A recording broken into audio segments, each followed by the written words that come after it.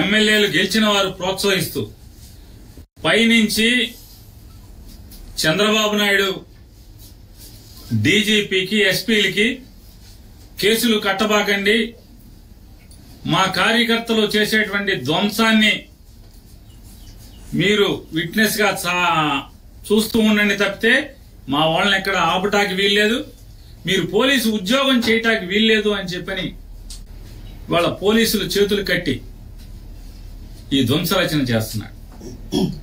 ఈ రాష్ట్రానికి గతంలో బీహార్ ఎట్లా ఉండేదో లేదా ఒక ఉత్తరప్రదేశ్ ఎట్లా ఉండేదో ఇవాళ ఆంధ్రప్రదేశ్ రాష్ట్రాన్ని కూడా ఒక హింసా రాష్ట్రంగా, హింసా రాజ్యంగా ఆయన తయారు చేస్తున్నటువంటి తండ్రి కొడుకు ఇద్దరు కలిసి చేస్తున్నటువంటి పరిస్థితులు ఇవాళ ఎంత అంటే పోలీసులు అంటే కాపాడవలసినటువంటి అరాచక శక్తుల్ని, రౌడీ మోకల్ని, రౌడీల్ని అరికట్టాల్సినటువంటి పోలీసులు కనీసం దారుణంగా గ్రామాల్లో, పట్టణాల్లో మర్డర్ కేసు ముద్దాయిలు, రౌడీ షీటర్స్ అందరూ కూడా స్థానిక సిఐల్ని, డిఎస్పీల్ని ఎలా ఉద్యోగం చేయాలని లేదా, ఉంటావరా నువ్వు ఇక్కడ అని మాట్లాడుతున్నా కూడా కనీసం అన్ని వీడియోలు ఉన్నాయి. ఇవన్నీ హైకోర్టుకి ఇవ్వబోతున్నాం. అన్ని వీడియోలు ఉన్నాయి.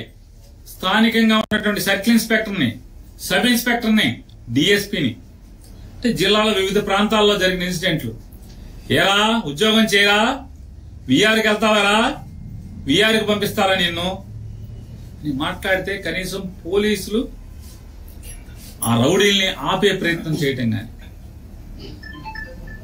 అమాయకులైనటువంటి అంటే ఒక ఉదాహరణకి బందర్లో తీసుకుందాం. గొడుగుపేటలో ఎంకుల్ గారు బంకెదురుగుండా సందులో యాదవ్ కుటుంబం తల్లి కొడుకు ఇద్దరే ఉంటారు. గేదకి పాలు పితికి బతుకుతారు, పాలు అమ్ముకున్న యాదవులది గొడుగుపేటలో కేసు లేదు. దీని మీద ఏమో కౌంటర్ కేసు, వీళ్ళ మీద ఏమో చిన్న కేసు.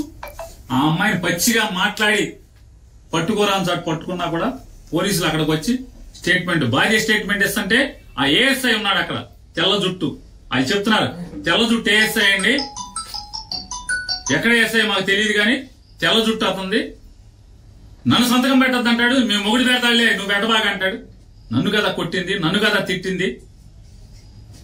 ఎవరు కంచే చేనుమేస్తుంటే పోలీసు ఈ రకంగా ప్రవర్తిస్తుంటే, దగ్గరుండి గుండాయిజం చేస్తుంటే ఏం చేయాలి? ఇక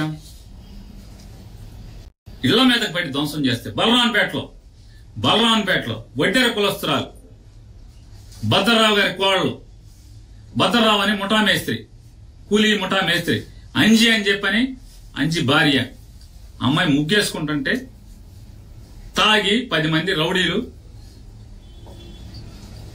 ఆ అమ్మాయి కాళ్ళ మధ్యకి బాంబులేసి, అమ్మాయి ముగ్గేసుకుంటుంటే ఇంటి ముందు కాళ్ళ మధ్యకి బాంబులేసి ఏమే నీ మొగుడున్నాడా అని చెప్పని దౌర్జన్యానికి వెళ్తే ఆ అమ్మాయి తిరిగి ఏమయ్యా బాంబులు నా మీద వేస్తావా, నువ్వు గెలిస్తే మీ ఊరేగు, మా మీద దౌర్జన్యం చేస్తారా, నా మొగుడితో ఏం పని నీకు అని చెప్పని అడిగితే ఇంట్లోకి వెళ్ళి ధ్వంసం చేశారు.